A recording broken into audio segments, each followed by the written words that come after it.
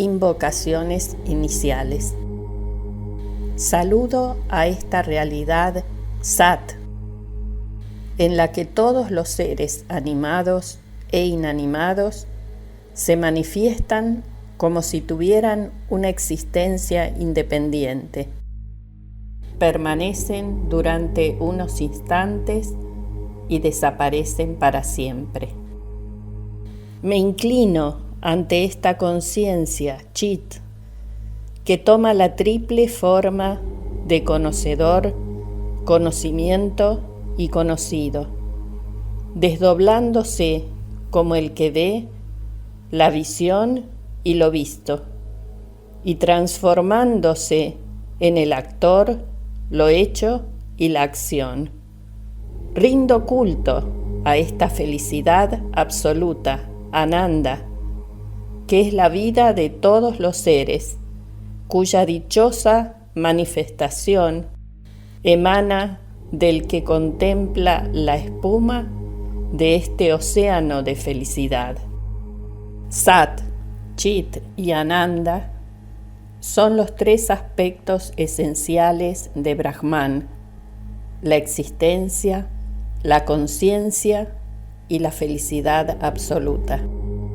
A ellas recurre el anónimo redactor del Yoga Vajista, como es tradicional en el inicio de todo sutra.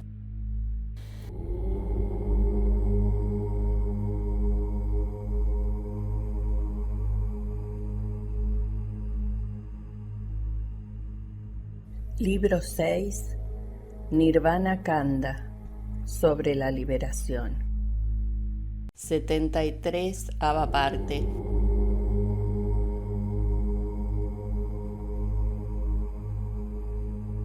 Todas las diferencias específicas, como sentiente, insentiente, etc., se utilizan solamente para enseñar a los buscadores, aunque no tienen ninguna realidad.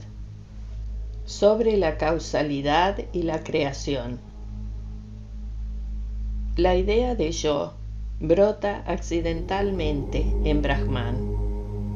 En verdad, yo soy Brahman, el mundo es Brahman, no hay ningún principio y tampoco ningún final.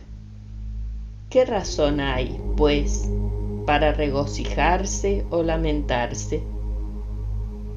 Por la omnipotencia del Señor, unas cosas parecen ser conscientes y otras inconscientes e inertes. Pero en Brahman no existe tal división. Esta creación parece un órgano del Señor, y en ella todo parece estar determinado por la causalidad. Pero eso no es cierto, porque en Brahman no existe nada que podamos considerar como su propia naturaleza. La experiencia dualista es ignorancia y su abandono es la liberación. Cuando se abandona tal experiencia, toda división entre el espectador o sujeto y lo visto u objeto desaparece por completo. En Brahman no hay observador y observado.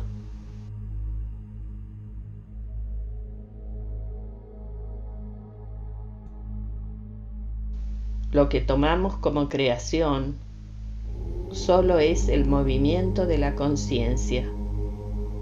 Y cuando comprendemos que tal movimiento es falso e inexistente, eso es el nirvana. Brahman es incondicionado e inmodificado.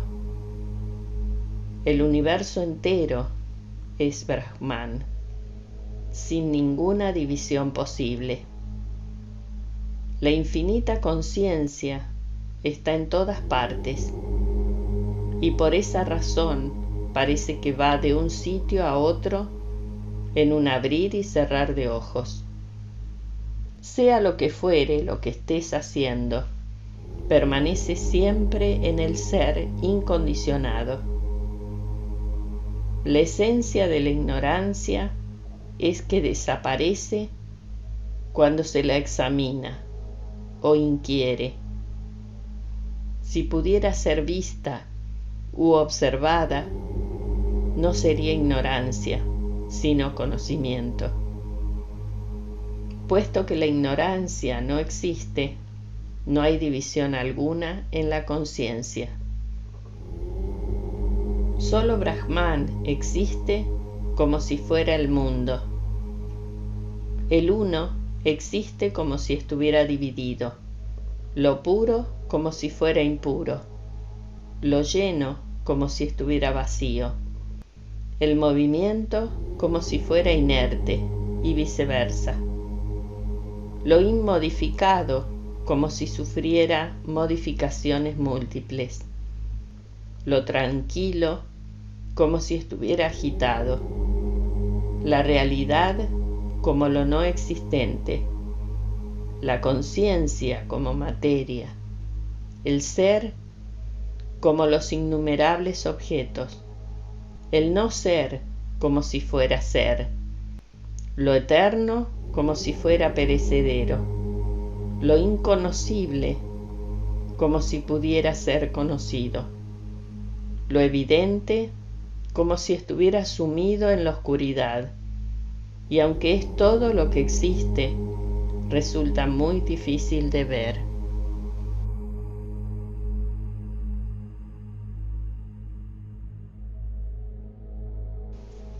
El infinito es incondicionado y por consiguiente no parece existir en ningún lugar determinado y concreto.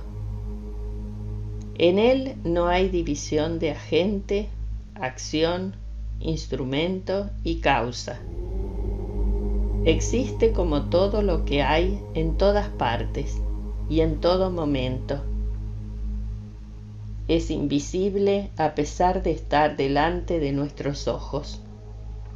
En él no hay distinción alguna entre conciencia y materia inerte. Yo soy eso, y soy incluso mi idea de no ser o desaparecer. Si hubiera algún otro, también sería yo mismo.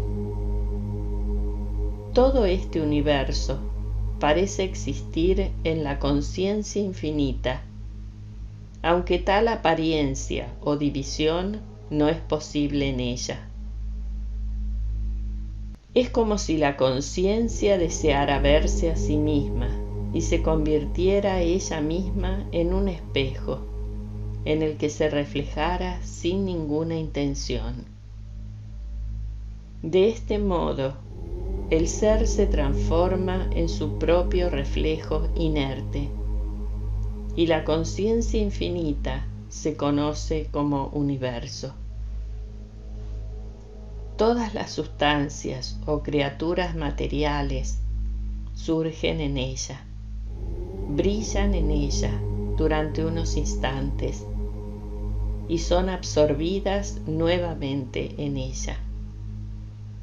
El mundo entero es como un cuadro y la conciencia es como la pintura pura e incolora con la que ese mundo ha sido pintado. Los objetos parecen sujetos a la creación y a la destrucción, pero la conciencia es eterna e incondicionada.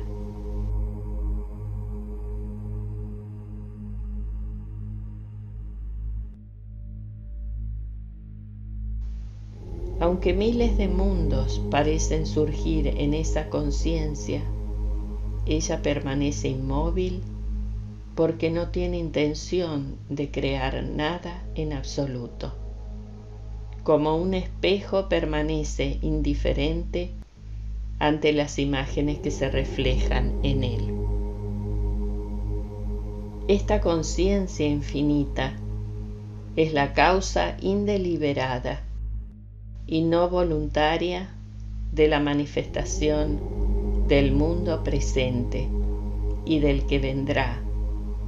Cuando abre sus ojos, el mundo aparece, y cuando los cierra, desaparece de nuevo. Como la alucinación de un niño no puede ser experienciada por mí, aunque es real para el niño, en mi conciencia no hay creación alguna, puesto que las formas, la visión y la inteligencia que las capta son conciencia pura. Esta es lo único que existe y no el universo creado. Yo no percibo el ego y el mundo, sino que realizo siempre la existencia de la conciencia, que es paz absoluta. Estas mismas palabras que ahora pronuncio solo son conciencia, y esta conversación solo existe en el plano de tu conciencia, pero no de la mía. Esto es conocido como el estado supremo en el que no brota deseo alguno.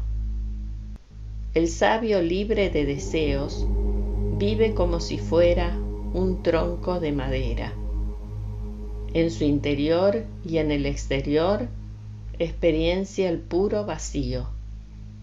El mundo es para él como una caña vacía.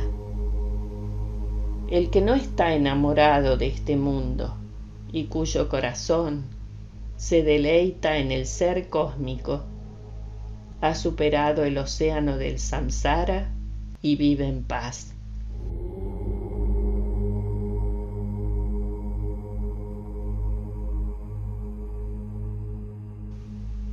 Después de superar los deseos y abandonar las tendencias latentes o condicionamientos mentales, dice lo que hay que decir, toca lo que hay que tocar, saborea los diversos sabores, ve todas las situaciones y huele los aromas.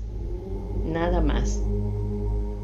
Solo por medio de esa comprensión de la insustancialidad de los objetos de la experiencia, puede uno liberarse de la enfermedad del deseo.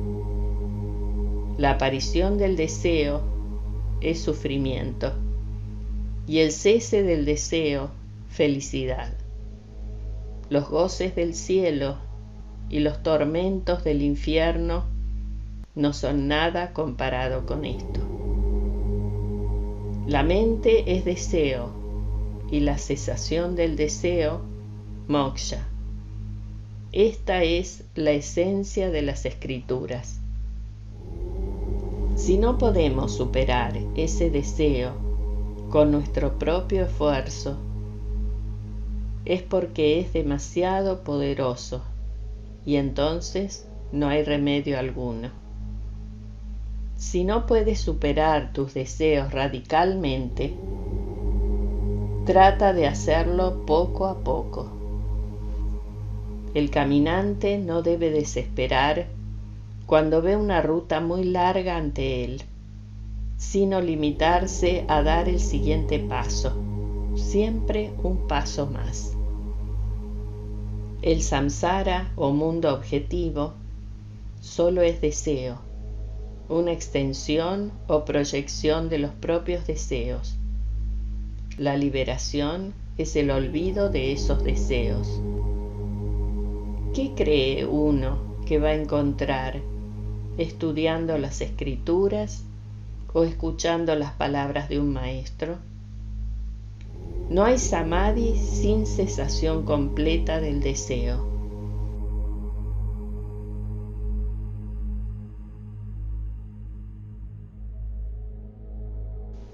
Si uno cree que es imposible superar el deseo con su propia sabiduría, ¿de qué le sirven las escrituras o las enseñanzas del maestro?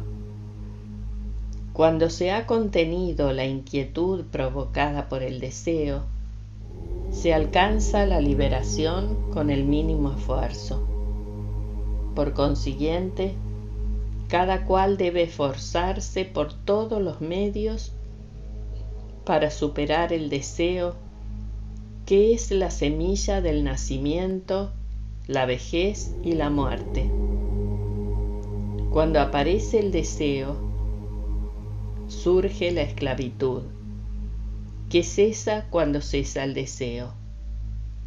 La semilla del deseo debe quemarse en nuestro corazón con el fuego de la paz, la ecuanimidad y el autocontrol. El yoga nos permite deshacernos del veneno del deseo. Ya te lo he explicado antes, pero te lo explicaré de nuevo para aclarártelo del todo. El yoga y la superación de los deseos sensibles. Cuando deseas poseer algo, eso que deseas no puede ser distinto al ser. ¿Por qué lo deseas entonces, si ya lo tienes? La conciencia es sutil como el espacio e indivisible como él, y todo lo que hay en el mundo no es otra cosa que conciencia.